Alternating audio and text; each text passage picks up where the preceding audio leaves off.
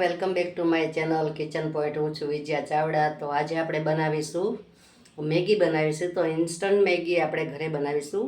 બધા આપણે ઘરના સભ્યો ખાઈ શકીએ તે રીતે આપણે આજે ઘરે જ બનાવીશું અને ઇઝીલી બની જાય છે અને બધા પણ ઘરના વ્યક્તિ બધા લાભ લઈ શકે તે માટે આપણે આજે બનાવીશું મેગી. તો ચાલો આપણે મેગી બનાવવાની ચાલુ કરીએ. તો આજે આપણે ઘરે મેગી બનાવીશું. તો મેં એક આ લઈ લીધી છે કઢાઈ અને આ લીધો છે મેં મેંદાનો લોટ આટલો. એક થાળી ભરીને મેંદાનો લોટ લીધો છે, મીઠું લીધું છે અને આપણે આ લેવાનું છે બેકિંગ સોડા.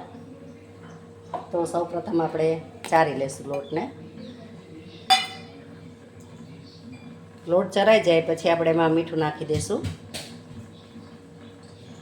તો આપણો લોટ ચરાઈ ગયો છે. હવે આપણે જે નિમક છે તે લઈ લેશું.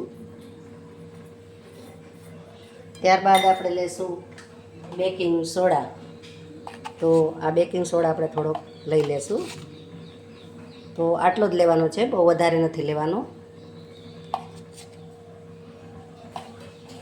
તો એક નાની એવી ચમચી આપણે બેકિંગ સોડા લીધી છે. તો હવે લઈ લઈશું આપણે તેલ. થોડુંક મોણ માટે તેલ લઈ લઈશું. તો જેટલો લોટ હોય એ પ્રમાણે આપણે તેલ લેવાનું છે. તો બસ આટલું તેલ આપણે લઈ લીધું છે. હવે આપણે બધું મિક્સ કરી લેશું.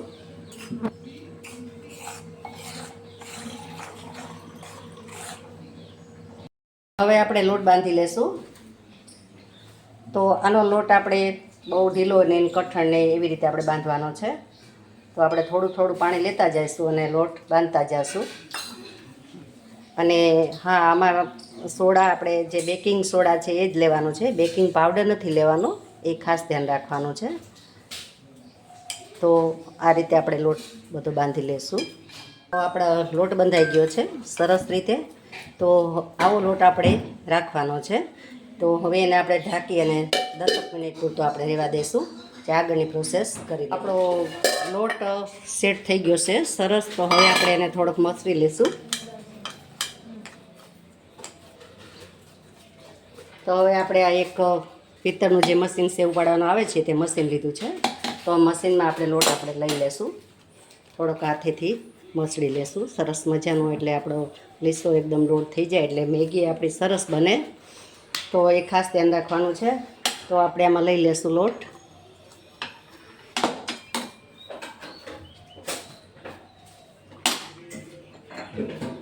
તો આપણે પાણી ઉકળવા મૂકી દીધું છે. મેં પહેલેથી જ મૂકી દીધું હતું ગરમ પાણી થવા, ને ઉકળતું પાણી આપણે જોઈએ છીએ. તો ત્યારબાદ આપણે જે ઠંડુ પાણીની પણ જરૂર પડશે. તો અહીંયા મેં ચિલ્ડ પાણી એકદમ સરસ મજાનું પાણી બનાવી દીધું છે. તો હવે આપણે વરખનામાંથી લઈ લેશું કારણ કે આપણું પાણી ઠંડુ થઈ ગયું છે. તો એને લઈ અને બીજા વાસણમાં મૂકી દઈશું. તો હવે આપણે મેગી બનાવીશું. ઠંડા પાણીમાં નાખવું જરૂરી છે. મિત્રો, આપણે આજે મેગી ઘરે બનાવીએ છીએ. તો મેગી ઘરે બનાવવાનું કારણ શું કે આપણે બધા સભ્યો ઘરમાં બેસીને ખાઈ શકીએ અને ઓરિજિનલ મેગી આપણી ઘરે બને તે માટે આજે મેં મેગીનો વિડીયો લીધો છે. તો મેગીમાં આપણે શું શું ધ્યાન રાખવાનું છે તે તમને હું આગળ કહીશ.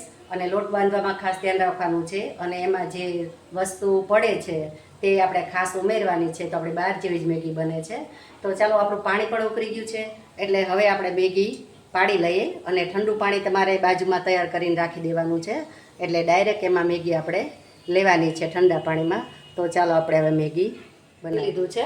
તો હવે આપણે મેગી પાડીશું. અને જે આ પાણી છે એને ઉકળતું જ રાખવાનું છે, આપણે એને ઠંડુ નથી પાડવાનું. તો એ ખાસ તમારે ટિપ્સ ધ્યાન રાખવાની છે, કારણ કે જો ઠંડુ પડી જશે તો આપણે લોંદો થઈ જશે. તો આમાં 2 જણની જરૂર પડે. તો આપણે 2 જણ પણ જો કોઈ હોય ઘરે તો એને મદદ લેવી જરૂરી છે, કારણ કે આ મેંદો છે એટલે થોડુંક નીકળવામાં, મેગી પાડવામાં થોડુંક આપણે તકલીફ પડે. તો એ ખાસ ધ્યાન રાખવાનું છે. અને આપણે અંદર લોટ બાંધીએ ત્યારે એમાં ખાસ એ ધ્યાન રાખવાનું છે કે એમાં આપણે બેકિંગ સોડા લેવાના છે, બેકિંગ પાવડર નથી લેવાનો. એ ખાસ તમારે ધ્યાન રાખવાનું છે. તો એ ટિપ્સ ભૂલશો નહીં. તો આપણે 7 થી 8 મિનિટ આને રહેવા દેશું. ચડી જાય પછી આપણે એમાં ચમચો ફેરવવાનો છે, નહીંતર કેવું લોચો થઈ જશે. એનું ખાસ ધ્યાન રાખવાનું છે. તો આપણો કલર થોડોક ચેન્જ થાય પછી આપણે એને ઊંચા નીચી કરશું એટલે સરસ રીતે આપણું બધું ચડી જાય. અને ઠંડુ પાણી તૈયાર રાખવાનું છે. તો મેં ઠંડુ પાણી પણ અહીંયા તૈયાર રાખ્યું છે. તો આપણી મેગી સરસ એવી ચડી ગઈ છે, તમે જોઈ શકો છો.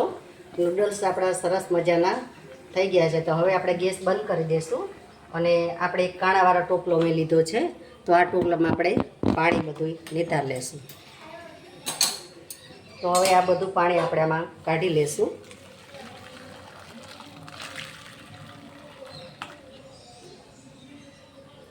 તો તમે જોઈ શકો છો સરસ મજાની આપણી મેગી રેડી છે. તો આપણે ઉપર ઠંડુ પાણી પણ રેડી દેશું એટલે આપણે ચીપકે નહીં મેગી આપણી, અને સરસ એવી આપણે છૂટી છૂટી બને.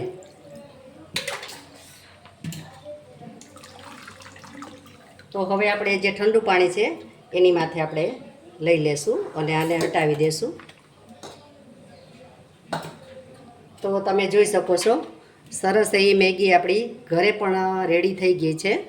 કે મારી પાસે થોડીક જારી છે મોટી હતી જાડા કાણાવાળી, પણ તમે જે સેવ બનાવીએ ને એવી ઝીણી લેજો એટલે સરસ મજાની મેગી થશે. કોઈને ખબર જ નહીં પડે કે બહારની છે કે ઘરે બનાવી છે. તો એક તમે ખાસ ધ્યાન રાખજો, મારી પાસે એવી જારી હતી નહીં, ખોવાઈ ગઈ છે, એટલા માટે મેં જાડી નૂડલ્સ બનાવી દીધી છે. તો મિત્રો આપણી મેગી સરસ રીતે બની ગઈ છે. તો તમે જોઈ શકો છો બધી છૂટી છૂટી સરસ એવી મેગી આપણી રેડી છે. તો મેગીમાં આપણે જે બનાવીએ ત્યારે થોડી ઘણી ટિપ્સનું ધ્યાન રાખવાનું છે. બાકી હર કોઈ બનાવી શકે છે, એવું નથી કે બજારમાંથી આપણે લઈને ખાઈ શકીએ. ઘરે પણ બનાવીએ તો બધા સભ્યો આપણે ભેરા બેસીને ખાઈ શકીએ છીએ. તો હવે જઈશું આપણે વઘાર તરફ. તો ચાલો આપણે વઘાર કરીએ. તો અહીંયા આપણે 1.5 પાવરું તેલ લેશું અને આપણે જે મેગીનો વઘાર કરવાનો છે તો મેં ઝીણી ઝીણી ડુંગળી સમારી રાખી છે, 1 લીલું મરચું લીધું છે અને ટામેટું નાનું નાનું સમારી લીધું છે. ત્યારબાદ આપણે જે ગાજર છે તે ઝીણું ઝીણું સમારી અને બાફી લીધું છે, અને આ મટર છે જે વટાણા લીલા છે તે પણ આપણે એમાં લઈશું. આપણું તેલ આવી ગયું છે તો આપણે વઘાર આપી દઈશું. તો સૌપ્રથમ આપણે મરચું લઈ લઈશું, પછી આપણે ડુંગળીને સાતળી લઈશું. ગોલ્ડન બ્રાઉન થાય ત્યાં સુધી આપણે એને સાતળી લઈશું.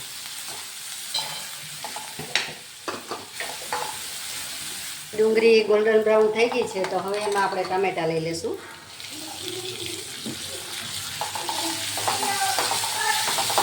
તો હવે બધા મસાલા આપણે એમાં કરી દઈશું. તો મેં અહીંયા ચીલી ફ્લેક્સ લીધો છે તો એ લઈ લઈશું. ત્યારબાદ થોડું મીઠું લઈ લઈશું, કારણ કે આપણે નાખેલું જ છે મેગીમાં. તો હવે હલાવી લઈશું. આપણા ટામેટાં પણ સતળાઈ ગયા છે, ડુંગળી સતળાઈ ગઈ સરસ. તો હવે આપણે એમાં લઈ લઈશું જે આપણે વટાણા અને ગાજર, તો તે પણ આપણે મિક્સ કરી દઈશું.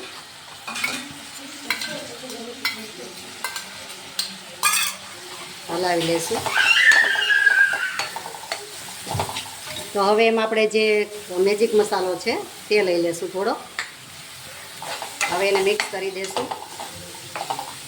ત્યારબાદ આપણે જે ટામેટો સોસ છે તે થોડો લઈ લઈશું. તો એને પણ મિક્સ કરી દઈશું. હવે અહીંયા મેં બનાવેલી છે ચટણી, આપણે જેમાં નાખવાની છે તે બનાવીશ. હવે આગળના વિડીયોમાં હું ચટણીની રેસીપી મૂકવાની છું. તો આપણે વધારે નહીં લઈ, 1 ચમચી લેશું, કારણ કે તીખી છે એટલે છોકરા ખાઈ ન શકે. તો આપણે 1 ચમચી તે ચટણી લીધી છે. તે આપણે જે સોયા સોસ આવે છે તે પણ આપણે થોડોક લઈશું, બહુ જાજો નહીં, થોડોક લઈ લઈશું. તો એનો ટેસ્ટ આમાં સરસ આવશે.